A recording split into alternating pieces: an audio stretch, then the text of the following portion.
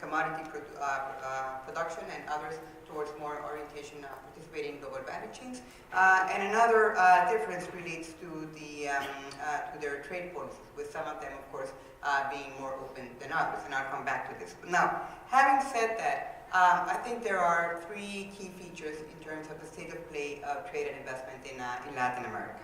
First is that there are 77 free trade agreements that Latin American countries have entered into. Most of them in the past maybe 10, 12, 13 years. Of this 77 FTAs, 11 are with the US. These FTAs on average cover about 50% of Latin America's trade.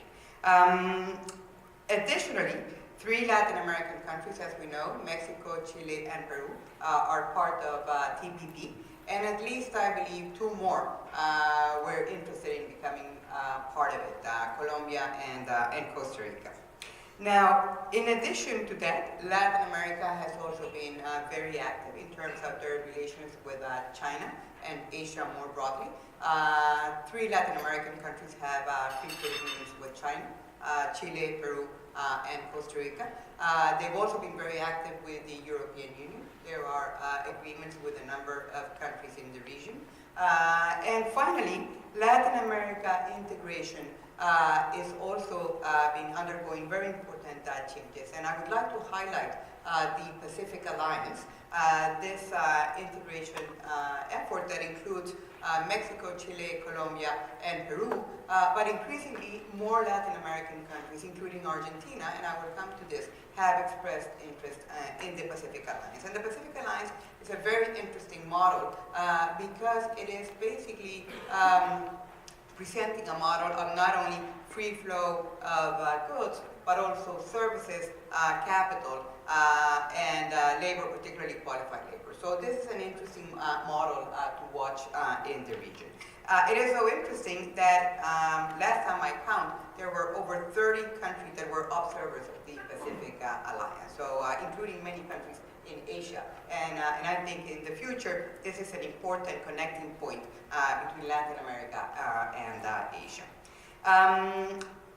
Second feature that I wanted to highlight is that there has been, while there is in this globalization backlash in some advanced countries, some countries in Latin America are going precisely in the opposite direction. And this is the case of the Mercosur countries. And in particular, I would like to highlight the case of Argentina, because in Argentina, they are undergoing major transitions in economic policies. They have reduced export taxes, they have streamlined imports, they have eliminated controls over remittances, and the country is in a full-fledged effort to reintegrate into global markets and attract foreign direct investment. And I think that that is a very important change in the region. As a matter of fact, the Mercosur countries reignited again the negotiations with the EU that had been stalled for a number of years. So the third feature that I want to mention is that there are still others in the region that are not part of this efforts, notably Venezuela, Bolivia, and Ecuador, though Ecuador also negotiated an agreement with the EU. But there is a question, I think, at this point as to how sustainable the economic models of some of these countries are in going forward. Now, having said that, it is clear that most Latin American countries continue to face important challenges in terms of the dependence on commodities, the need to further integrate into global value chains, they need to increase productivity. And very recently, the World Bank came out with a study that the future of Latin America, now that the super cycle of commodities is over, the future of Latin America is actually in trading more with the global economy. So I was saying that, interestingly enough, while all of this is happening in the US, and the EU, and other places, in Latin America there is a lot of excitement for what trade and investment have to offer. Now, in terms of what the future means, I think that Latin America is increasingly more a land of opportunity. Despite the commodity prices challenges that from an economic perspective some countries in the region are facing. You see stable countries from a macroeconomic perspective. You see consumers, middle class that has grown tremendously in the region.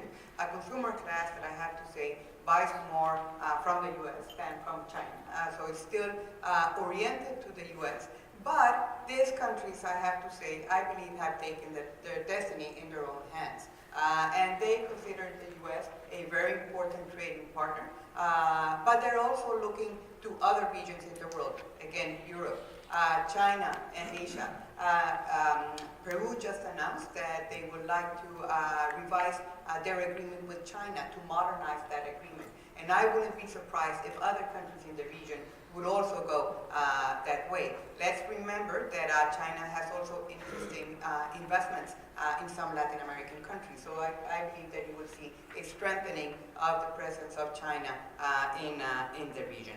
And finally, this intra-Latin America integration process, in particularly as represented in the Pacific Alliance, I believe will continue to grow and to expand. So you will have in Latin America, I believe, a more mature trading partner, a more stable trading partner that is, of course, very interested in working with the United States, but that will not wait for the United States, but will continue to look at Europe, at China, at Asia, and at intra-Latin America economic integration to find opportunities to grow and open new opportunities for their citizens.